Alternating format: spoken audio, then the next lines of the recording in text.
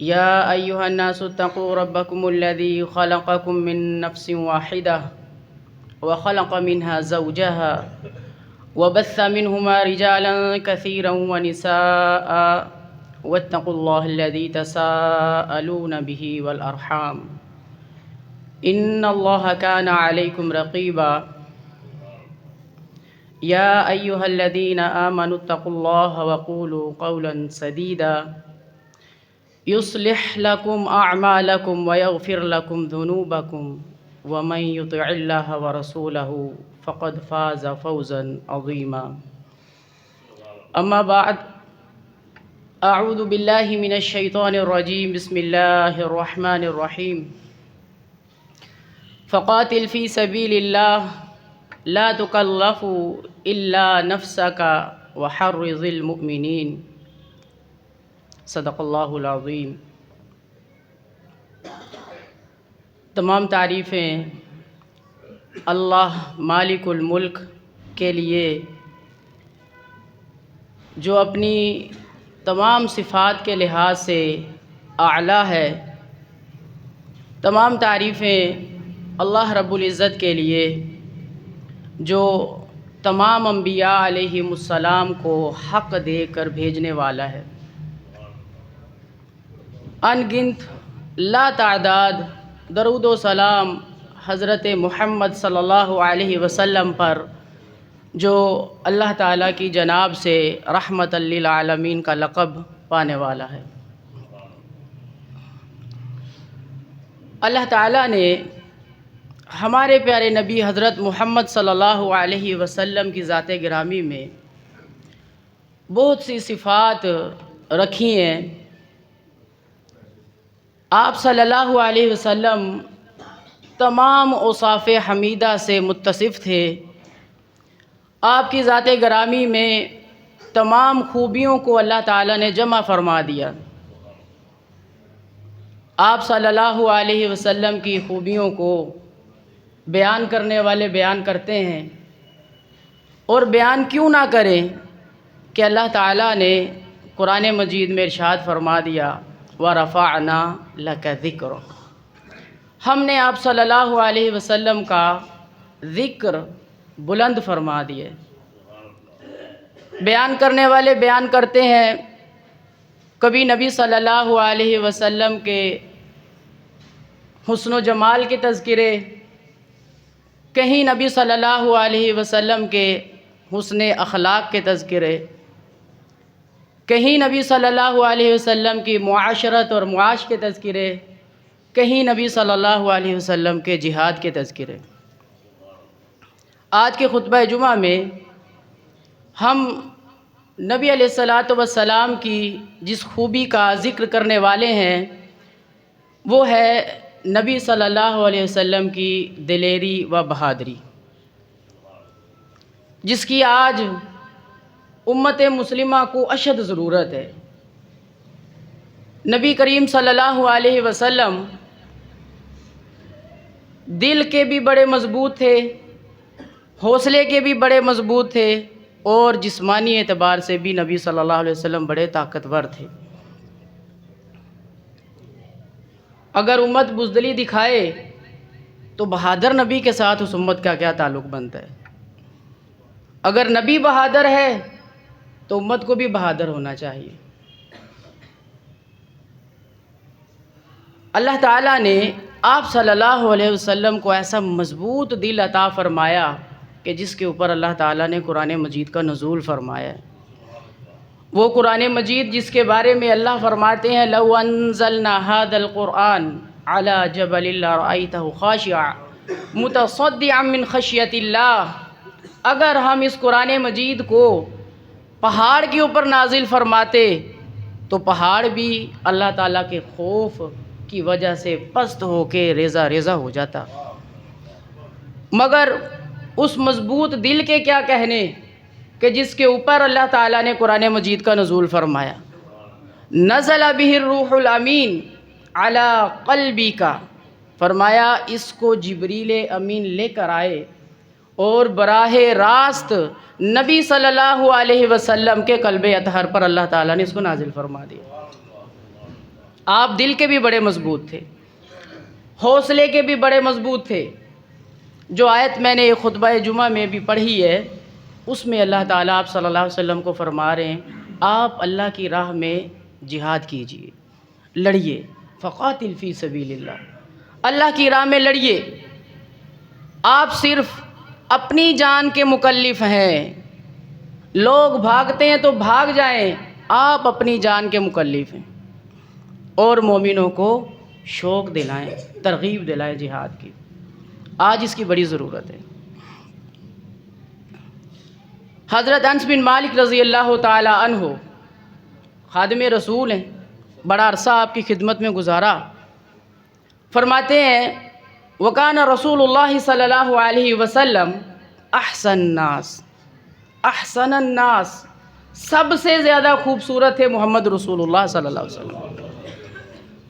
وکان اجود الناس، سب سے زیادہ سخی تھے محمد رسول اللہ صلی اللہ علیہ وسلم۔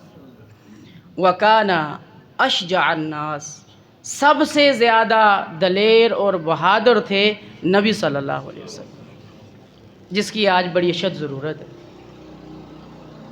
اور واقعہ بیان کرتے ہیں، مدینہ کی رات ہے، تاریکی کی، لوگ سوئے ہوئے، اچانک ایک خوفناک قسم کی آواز آتی ہے۔ لوگ اس آواز کی طرف لپکے کہ دیکھے تو صحیح جا کر ہوا کیا ہے۔ اچانک ایک زوردار دھماکہ ہو تو انسان بے اختیار اس کی طرف دیکھتا ہے جا کر کیا معاملہ ہوا۔ تو لوگ جا رہے ہیں تو نبی صلی اللہ علیہ وسلم وہاں سے آ رہے ہیں، لوگ جا رہے ہیں، نبی صلی اللہ علیہ وسلم اس راستے سے واپس آ رہے ہیں۔ حالت دیکھیے، گھوڑے کی ننگی پیٹھ، کاٹھی بھی نہیں رکھی اس کے اوپر، اور تلوار کو اپنے مبارک گلے میں لٹکایا ہوا، اور اس راستے سے واپس آ رہے ہیں۔ لوگوں کو کہہ رہے ہیں گھبراؤ نہیں، پریشان نہ ہو، ٹینشن نہیں لینی، سب ٹھیک ہے۔ اس طرح کی دلیری۔ آپ صلی اللہ علیہ وسلم سب سے پہلے خطرات میں کودنے والے، وجہ میری امت پریشان نہ ہو، میری امت پریشان نہ ہو۔ اور آج امت ایسے کام کرتی ہے جس سے نبی صلی اللہ علیہ وسلم پریشان ہو جاتے ہوں گے۔ حضرت علی رضی اللہ تعالیٰ عنہ، کون واقف نہیں ہے، بڑے دلیر، بڑے جری، بڑے جنگجو۔ وہ بیان فرماتے ہیں کہ غزوہ بدر کے دن ہم نبی صلی اللہ علیہ وسلم کی اوٹ میں پناہ لیا کرتے تھے۔ نبی صلی اللہ علیہ وسلم کی اوٹ میں ہم پناہ لے کر اپنے آپ کو محفوظ سمجھا کرتے تھے۔ یعنی کہ نبی صلی اللہ علیہ وسلم ان کے لیے جائے پناہ تھے۔ ایسے بہادر نبی، فرمایا نبی صلی اللہ علیہ وسلم سے بڑھ کر کوئی بھی ایسا نہیں تھا جو دشمن کے سر پر چڑھ کر حملہ نہ کرے۔ دشمن کے سر کے اوپر چڑھ کے حملہ کرنے والے محمد رسول اللہ صلی اللہ علیہ وسلم، اور اس کی امت بزدلی دکھائے، سمجھ نہیں آتی۔ غزوہ بدر اللہ تعالیٰ نے مسلمانوں کو فتح نصیب کی، شان و شوکت میں اضافہ ہوا، اور اس کے بعد مشرکین مکہ کے حوصلے ٹوٹ گئے، انتقام کی آگ بھڑکی کہ مسلمانوں کو نہیں چھوڑیں گے، حملہ کریں گے دوبارہ سے۔ پلاننگ ہوئی، اگلے سال کے لیے تیاری۔ 3 ہجری میں، 2 ہجری میں غزوہ بدر پیش آتا ہے، 3 ہجری میں اگلے سال ہی غزوہ احد کا بھی میدان سج جاتا ہے۔ غزوہ احد میں نبی صلی اللہ علیہ وسلم کی تیاری دیکھیے، پتہ تو تھا کہ بڑا حملہ ہونے والا ہے۔ انہوں نے 3000 کا لشکر جرار تیار کیا، اور مقابلے میں مسلمانوں کا جو لشکر تھا وہ 1000 پر مشتمل تھا بشمول منافقین۔ 1000 کا لشکر جو مسلمانوں کی طرف سے تیار ہوا، منافقین بھی بیچ میں موجود ہیں ابھی۔ آپ صلی اللہ علیہ وسلم کو پتہ چلا، آپ صلی اللہ علیہ وسلم نے صحابہ کرام سے مشورہ کیا کہ بتائیے ان حالات میں کیا کرنا چاہیے، کیونکہ اللہ تعالیٰ نے نبی صلی اللہ علیہ وسلم کو حکم دیا ہے مشورہ کرنے کا، اتنی اہمیت ہے۔ آپ اکیلے ہی فیصلہ نہیں فرما لیتے، مشورے کے ساتھ۔ تو مشورہ ہوا کہ جنگ جو ہے وہ مدینہ کے اندر رہ کر لڑی جائے کہ باہر جا کے لڑی جائے۔ وہ صحابہ کرام جنہوں نے غزوہ بدر میں بھی شرکت نہیں کی تھی، اور وہ صحابہ کرام جو نوجوان قسم کے تھے، جن کا خون زیادہ گرم، انہوں نے کہا اللہ کے رسول صلی اللہ علیہ وسلم ہم جنگ مدینہ سے باہر جا کے لڑیں گے۔ آپ صلی اللہ علیہ وسلم کو مشورہ یہ بھی دیا گیا، کچھ صحابہ نے بھی دیا، اللہ کے رسول مدینہ کے اندر رہ کر لڑی جائے۔ نبی صلی اللہ علیہ وسلم کی رائے بھی یہی تھی کہ جنگ مدینہ کے اندر رہ کر لڑی جائے۔ بہرحال زیادہ لوگ اس طرف تھے کہ جنگ باہر جا کے لڑی جائے، تو نبی صلی اللہ علیہ وسلم نے ان کے مشورے کا احترام کیا، ان کو مانا، اور پھر باہر نکلنے کا ارادہ ظاہر فرما دیا۔ 1000 کا لشکر عین وادی احد پہاڑ کے پاس جب پہنچے جہاں پہ یہ معرکہ ہونا تھا، عبداللہ بن ابی جو منافقوں کا سردار تھا، اپنے 300 ساتھیوں کو لے کر عین جنگ کے موقع پر الگ ہو گیا، اور اس نے بہانہ یہ بنایا کہ ہماری بات نہیں مانی گئی، ہمارا مشورہ یہ تھا کہ جنگ اندر رہ کر لڑی جائے، آپ صلی اللہ علیہ وسلم نے ہماری بات نہیں مانی، البتہ ہم ایسے ہی 3000 کے سامنے مرنے کے لیے پیش ہو جائیں، ہم واپس جائیں۔ عین جنگ کے موقع پر اس طرح کے لوگ الگ ہو گئے، تو بتائیے اس سے حوصلے ٹوٹتے ہیں کہ نہیں ٹوٹتے؟ مجاہدین کے بھی ٹوٹتے ہیں، بڑے بڑے پہلے ہی تعداد کم ہے، اور اس طرح کی کام کیا انہوں نے کہ اس سے اور زیادہ تعداد کم ہو گئی، بڑوں بڑوں کے حوصلے ٹوٹ جاتے ہیں۔ مگر نبی صلی اللہ علیہ وسلم کو اپنے رب پر پوری امید تھی۔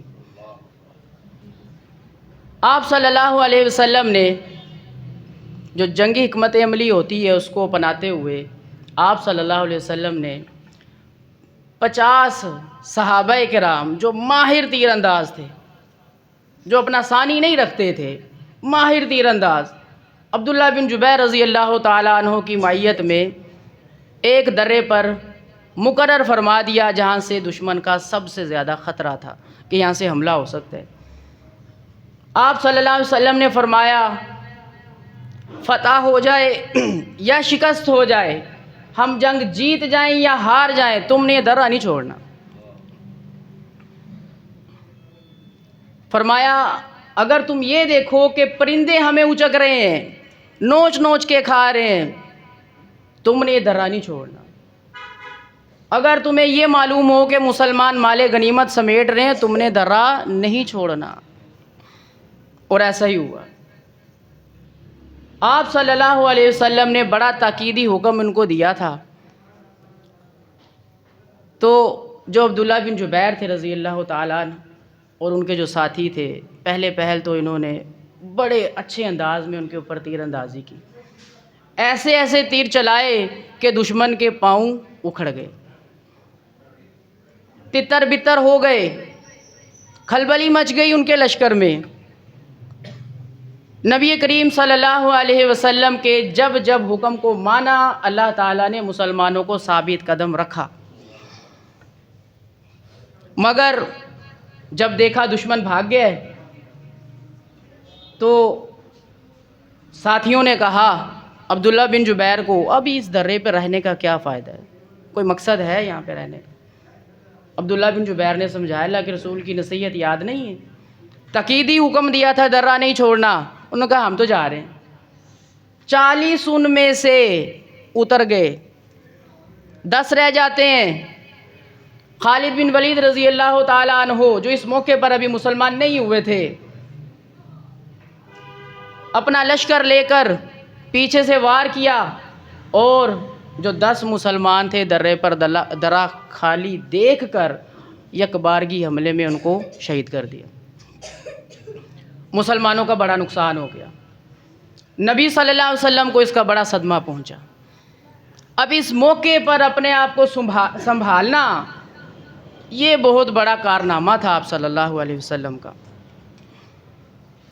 نبی کریم صلی اللہ علیہ وسلم نے جب یہ دیکھا کہ حکم عدولی ہو گئی ہے، منع کیا تھا، اس کے باوجود بات نہیں مانی گئی، تو صدمہ تو بڑا پہنچا تھا آپ صلی اللہ علیہ وسلم کو اس چیز کا۔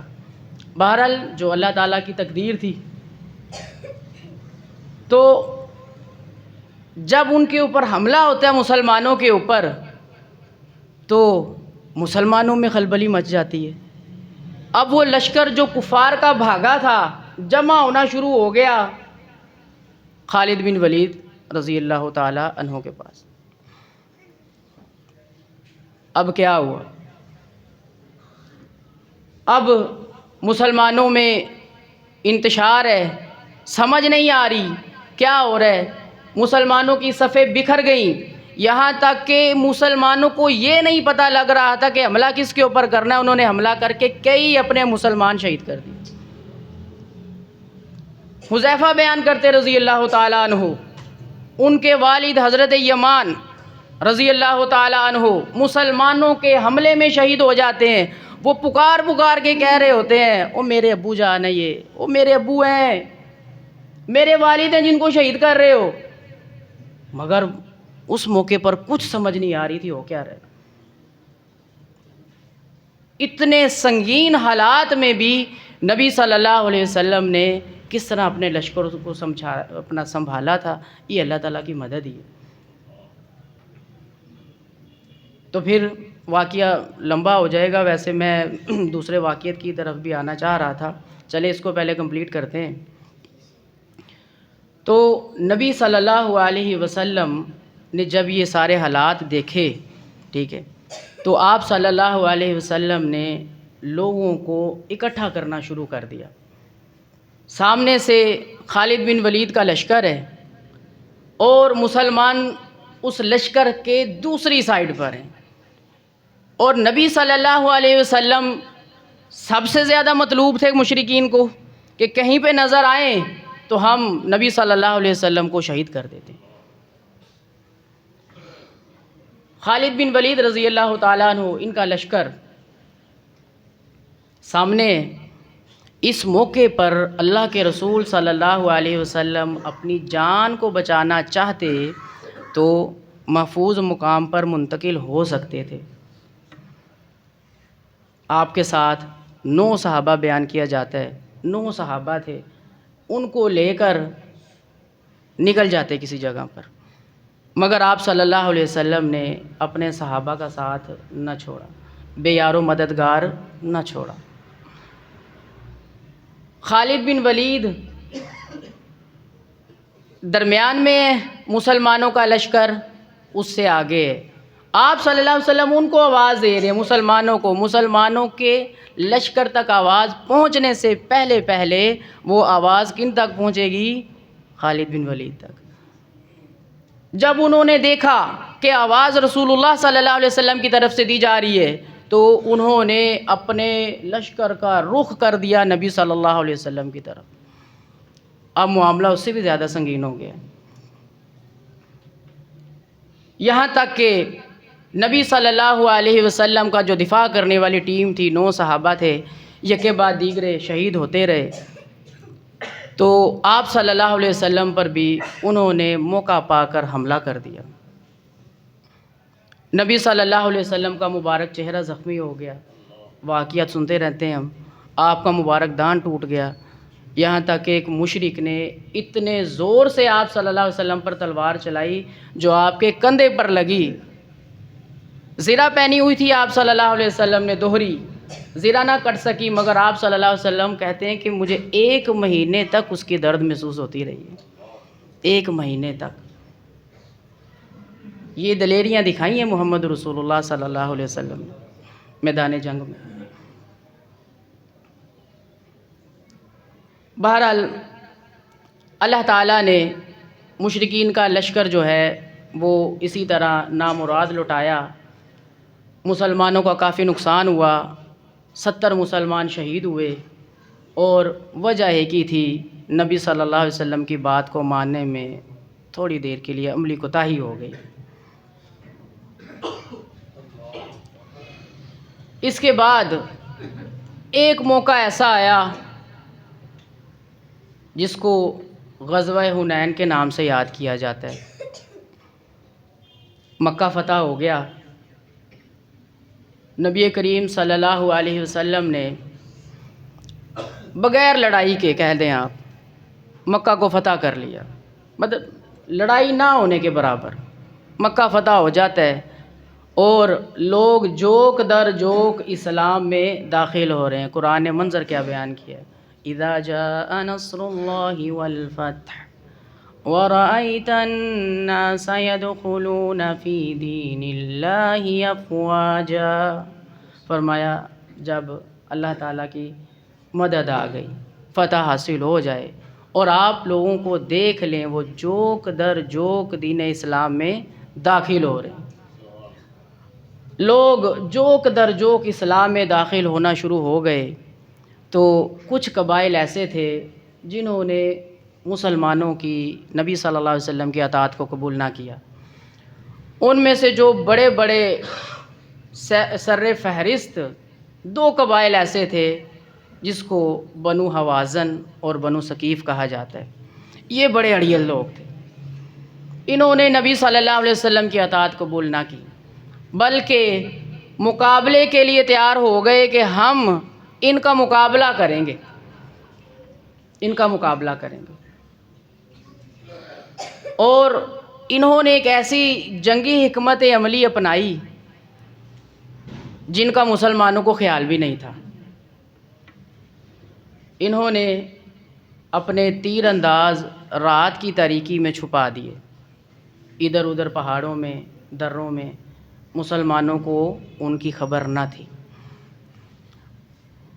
مسلمانوں کا لشکر رات کے وقت داخل ہوتا ہے اس جگہ پر، تو اچانک سے تیروں کی بارش ہو جاتی ہے، سمجھ ہی نہیں آئی کہ ہوا کیا، اور مسلمان اس موقع پر تھوڑے نہیں ہیں، 12,000 کا لشکر ہے۔ جب 313 تھے تب اللہ تعالیٰ نے ان کو فتح عطا فرمایا، تو 12,000۔ یہی بات جو ہے نا وہ کچھ صحابہ کرام کے منہ سے نکل گئی تھی کہ جب انہوں نے کہا تھا کہ ہماری آج کثرت ہے، آج ہم بہت زیادہ ہیں، آج تو ہم جنگ نہیں ہاریں گے۔ گویا ان کو اپنی کثرت پر اعتماد ہو گیا کہ ہم زیادہ ہیں، اب ہم جنگ جیتیں گے۔ اللہ تعالیٰ کو یہ بات پسند نہیں آئی تھی، تو اچانک سے حملہ ہوا، سمجھ نہ آئی کہ بنا کیا ہے۔ جو اسلامی لشکر تھا بھاگ گیا، ادھر ادھر ہونا شروع ہو گیا، سمجھ نہیں آ رہی اب کیا کریں کیا نہ کریں۔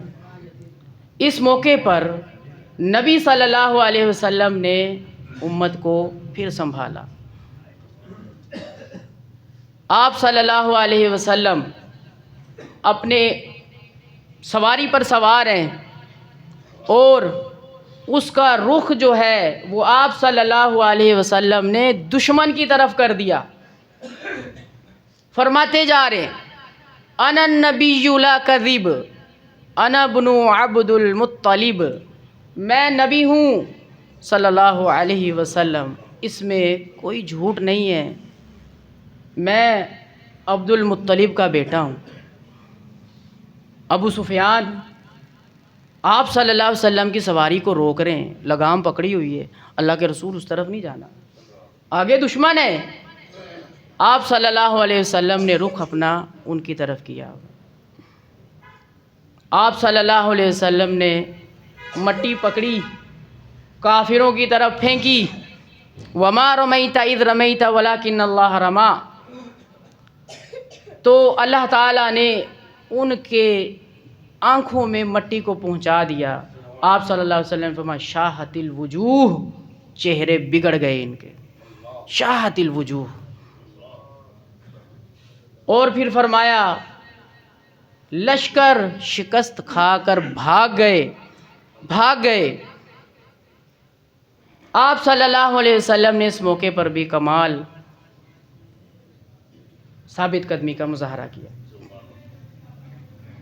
آپ صلی اللہ علیہ وسلم حوصلے کے بڑے پکے تھے، آپ صلی اللہ علیہ وسلم دل کے بڑے مضبوط تھے، کبھی نہیں گھبرائے۔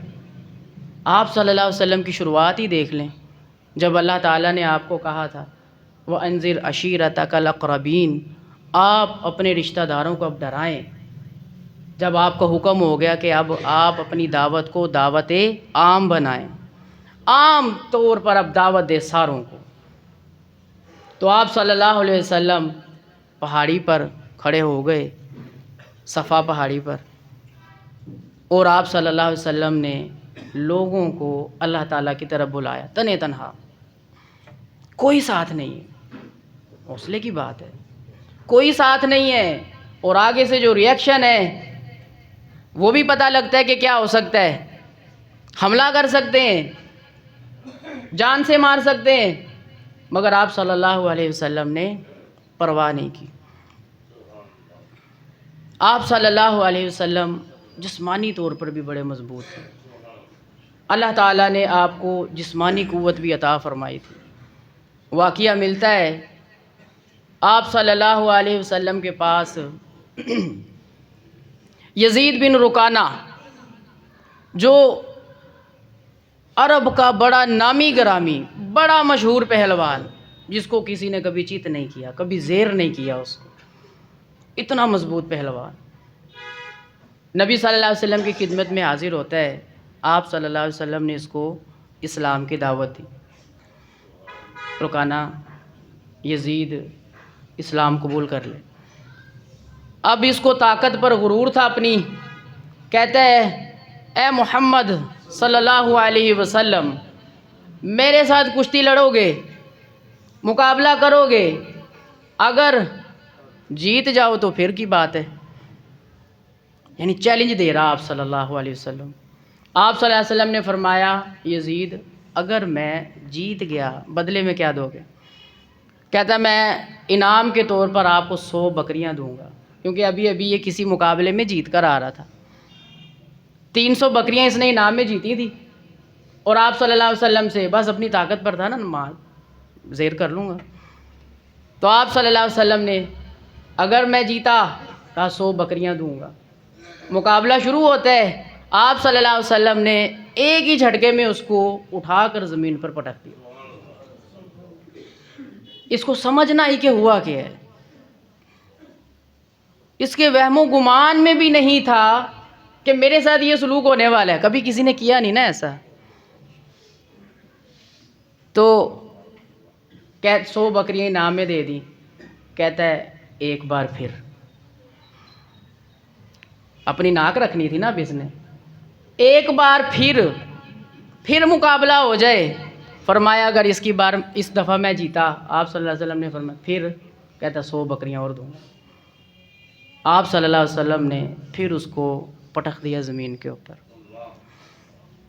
یہ تھی آپ صلی اللہ علیہ وسلم کی جسمانی طاقت، زمین پر پٹخا، 200 بکریاں ہار گیا، تیسری دفعہ پھر تیار ہو گیا، تیسری دفعہ بھی زیر کیا، جو بکریاں جیت کر آیا تھا ساری نبی صلی اللہ علیہ وسلم نے اسے جیت لی۔ اب کیا کہتا ہے؟ اب کہتا ہے کہ میری یہ کمر کسی نے آج تک زمین پر نہیں لگائی، کبھی کسی نے نہیں پٹخا۔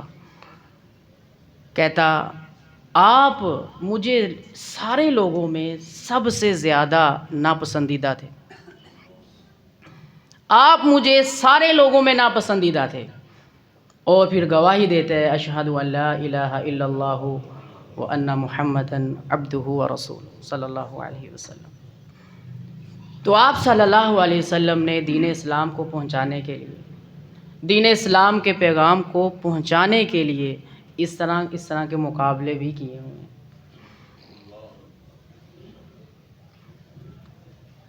تو آپ صلی اللہ علیہ وسلم جسمانی اعتبار سے بھی مضبوط تھے۔ انس رضی اللہ تعالیٰ عنہ بیان کرتے ہیں کہ ہم آپس میں یہ گفتگو کیا کرتے تھے، آپس میں باتیں کیا کرتے تھے کہ نبی صلی اللہ علیہ وسلم کو 30 مردوں کے برابر اللہ نے طاقت عطا فرمائی 30 مردوں کے برابر۔ مجھے بتائیے اگر کسی کو زور سے مکہ مار دیتے یا کچھ چپیڑ مار دیتے، کتنی دور جا کے گرنا تھا اس نے؟ کبھی کوئی واقعہ ملتا ہے کہ آپ صلی اللہ علیہ وسلم نے کسی کو مارا ہو؟ حضرت عائشہ رضی اللہ تعالی عنہ بیان فرماتی ہیں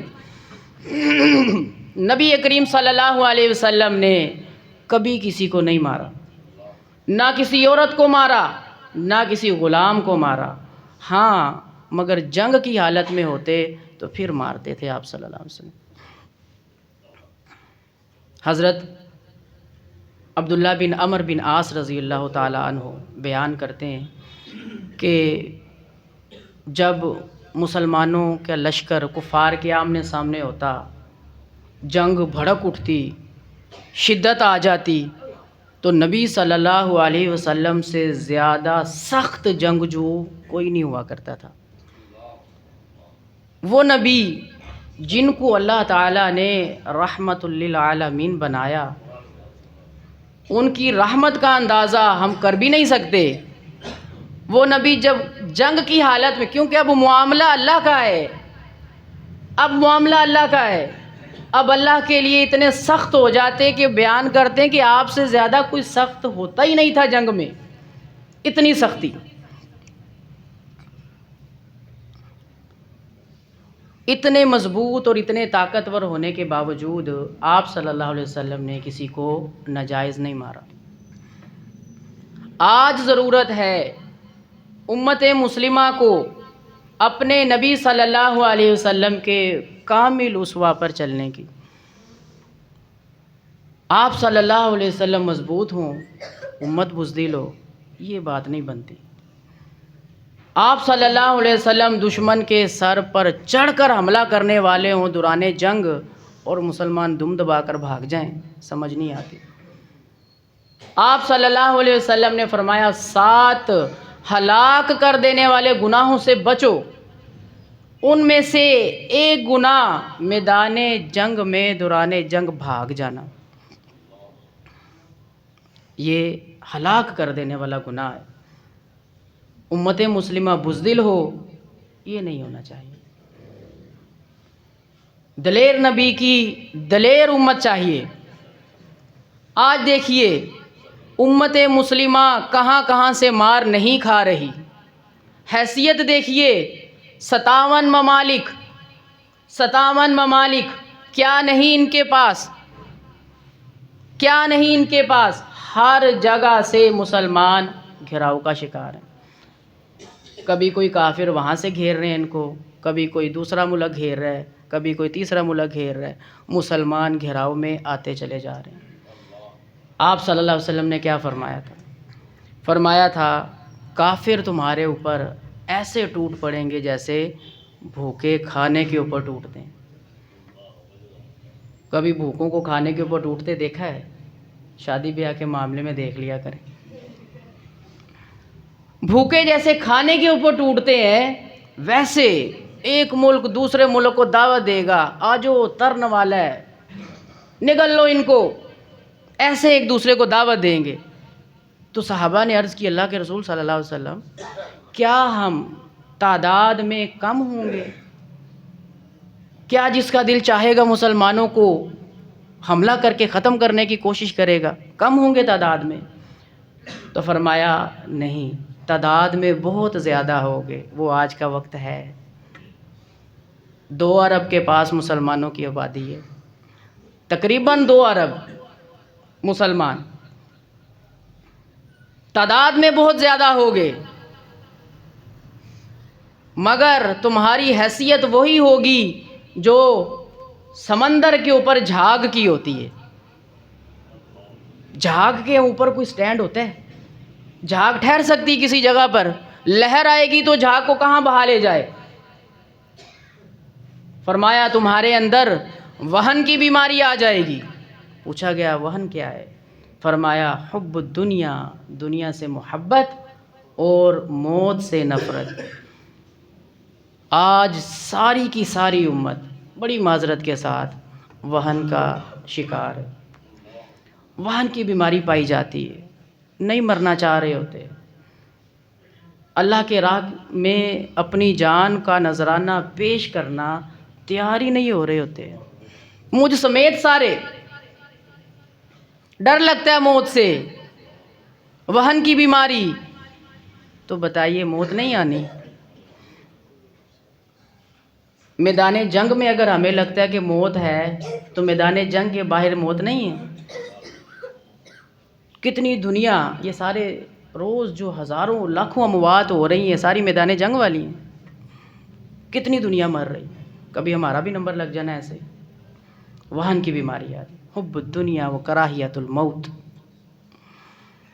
تو نبی صلی اللہ علیہ وسلم کے اس اسوہ کو اپنانے کی آج اشد ضرورت ہے۔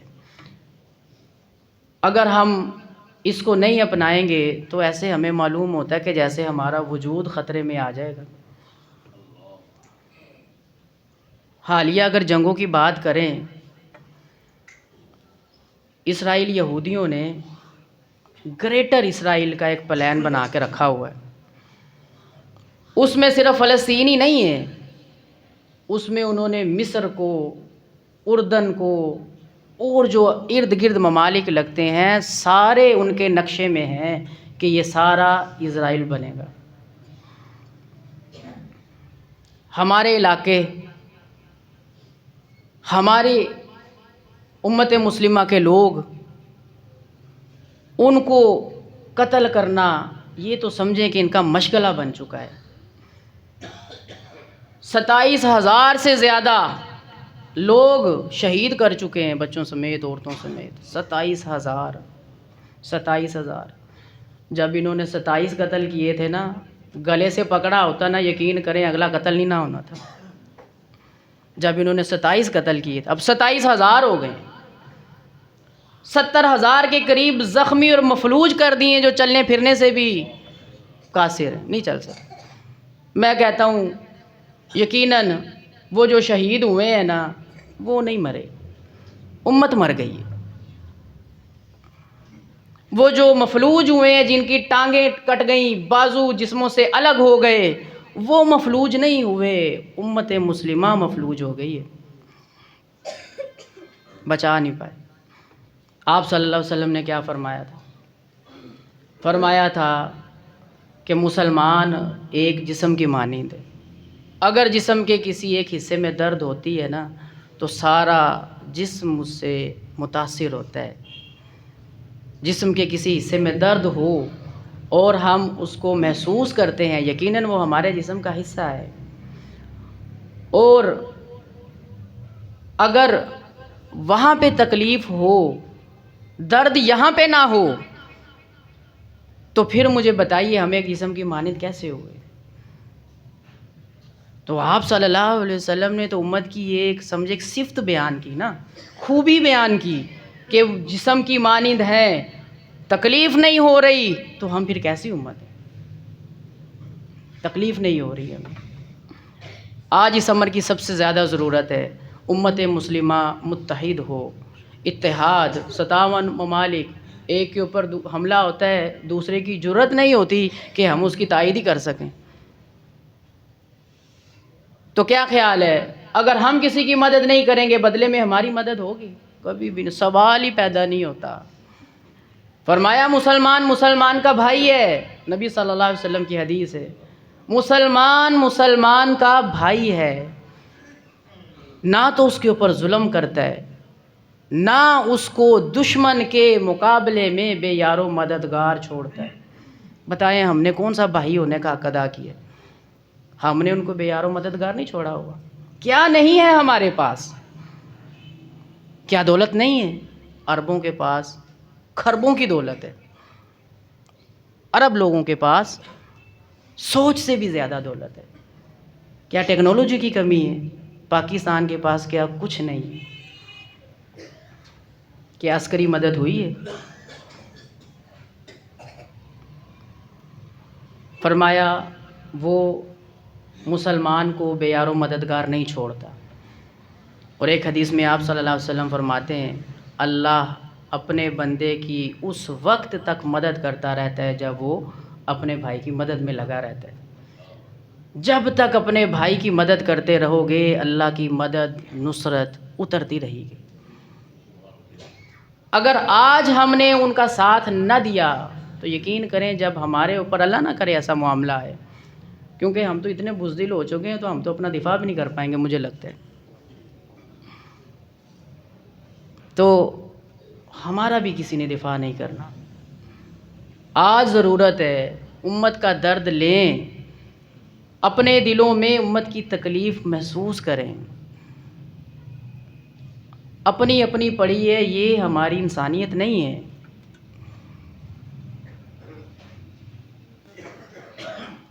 تو آج کا خطبہ جمعہ جس کا خلاصہ یہی آپ کے سامنے ہے کہ ہم نبی صلی اللہ علیہ وسلم کے امتی ہیں۔